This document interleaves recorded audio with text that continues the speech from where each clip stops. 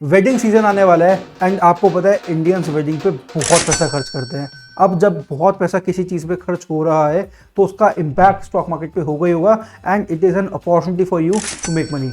आज की वीडियो में हम डिस्कस करेंगे कि किस तरीके से जो भी इंडिया का वेडिंग सीजन आने वाला है और जो ओवरऑल वेडिंग सीजन होता है उसमें कौन कौन से ऐसे सेक्टर्स हैं, इंडस्ट्रीज हैं, कौन कौन सी ऐसी कंपनीज हैं जिन पे इम्पैक्ट होता है एंड जिनसे आप पैसे अर्न कर सकते हो, प्रॉफिट कमा सकते हो। आपको पता है इस साल 23 नवंबर से लेकर 15 दिसंबर के बीच में 35 लाख से ज़्यादा शादियाँ होंगी, 35 लाख से ज़्यादा। एंड ओवरऑल अगर हम देखें तो इनसे कितना रेवेन्यू होगा, it would be more than 4.25 lakh crore. 4.25 lakh crore, इतना ज़्यादा बिजनेस होगा इनको चंद एक महीने से भी कम के टाइम में। अब सोचो 4.25 लाख करोड़ की ट्रांजैक्शंस हो रही हैं, उस ट्रांजैक्शंस का अगर आप कहीं भी पार्ट बन जाओ तो you can make a lot of profit. And बहुत सारी इंडस्ट्रीज है जिनको इनसे फायदा होगा, apparel, footwear, jewellery, dry fruits, grocery items, gifting items, clothing, पता नहीं कौन कौन से ऐसी इंडस्ट्रीज इनको इनसे फायदा होगा। इस वीडियो में हम डिस्कस करेंगे अभी कि कौन सी ऐसी कंपनीज हैं, कुछ एग्जांपल्स दूंगा आपको। आप वैसी सिमिलर कंपनीज भी देख सकते हो, उन कंपनीज के अंदर भी इन्वेस्ट कर सकते हो। That is completely up to you. अपनी बाकी रिसर्च भी करना ऑब्वियसली, लेकिन आपको कुछ मैं कंपनी के आइडियाज देता हूँ कि किन में आप इन्वेस्ट करके प्रॉफिट कमा सकते हो। सबसे पहले मान्यवर। आपने देखा होगा पिछले कुछ सालों में मान्यवर ने जिस तरीके से ग्रोथ ली है, इतनी अमेजिंग ग्रोथ है मान्यवर की, क्योंकि वेडिंग सीजन के अंदर लोगों को आउटफिट्स सबसे ज़्यादा ज़रूरी होते हैं, सबसे ज़्यादा वो खर्चा उस पर करते हैं।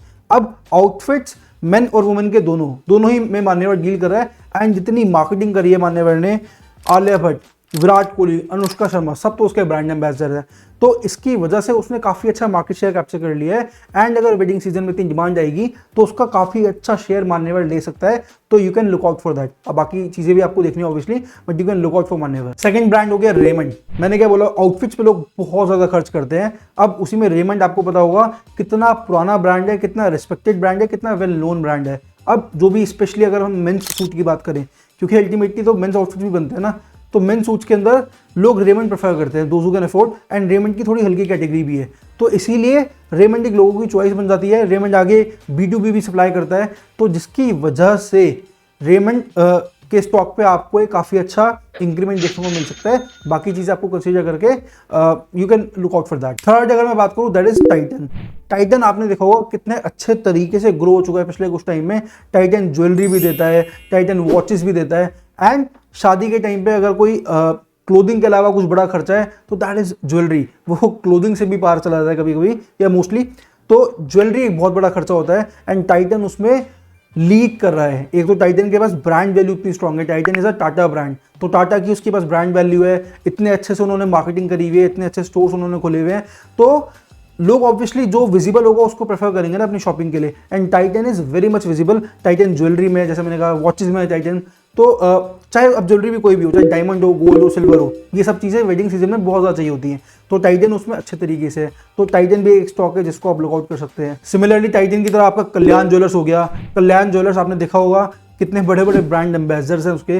तो कल्याण ज्वेलर्स ने मतलब ओवर द टाइम, जैसे मैंने अभी सर्च करा, तो कल्याण ज्वेलर्स वेडिंग सीजन के लिए स्पेसिफिकली अपने सेपरेट कलेक्शंस वगैरह लॉन्च करते रहते हैं। तो अगर कोई कंपनी इस तरीके से काम कर रही है कि मार्केट की जो एग्जैक्ट डिमांड है उसको वो सर्व कर रहे हैं, तो कहीं ना कहीं कस्टमर्स को एक्वायर करेंगे, सेल्स होगी, सेल्स होगा, रेवेन्यू होगा, प्रॉफिट होगा। If you invest in that you can make money in that. So Kalyan is also one share that you can look into. Fifth है F&P, फर्न्स एंड पेटल्स। आपने नाम सुना होगा। अब देखो, क्लोथिंग हो गई, ज्वेलरी हो गई, उसके बाद क्या है, वेन्यू, डेकोरेशन, ये गिफ्टिंग, तो ये सारी चीज़ें भी बहुत ज़्यादा डिमांड में रहती है। एंड जो 4.25 लाख करोड़ का ये बहुत बड़ा एक पार्ट लेंगी, तो उसमें बहुत सारी कंपनीज, आप कुछ भी देख सकते हो, लेकिन फर्न्स एंड पेटल्स एक बड़ी कंपनी है उसके अंदर, तो उसके अंदर आप इन्वेस्ट कर सकते हो, क्योंकि अल्टीमेटली फर्न्स एंड पेटल्स ने अपना काफ़ी वाइड नेटवर्क बना रखा है एंड उनके पास सर्विसेज काफ़ी सारी हैं। तो ferns and petals is a company that you can look into. लेकिन जो मैंने आपको 4-5 कंपनियां बताई, ferns and petals, Kalyan jewellers, Titan, Raymond, मान्यवर, जरूरी नहीं है आपको इन 5 कंपनीज में इन्वेस्ट करना है, ऐसी और भी कंपनीज है, अपनी रिसर्च करो।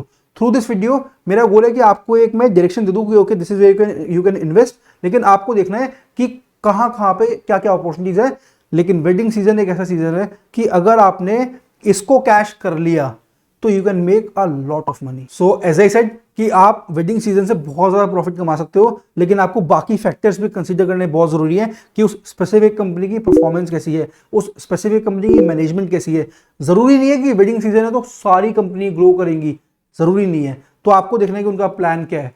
क्या पता उनकी मैनेजमेंट इतनी स्ट्रांग ना हो, क्या पता उनके प्लान्स इतने स्ट्रांग ना हो। तो आपको कंपनी की इंडिविजुअल भी एनालिसिस करना है एंड उसके बाद ही आपको एक्शन लेना है। If you do that, you can make very good money.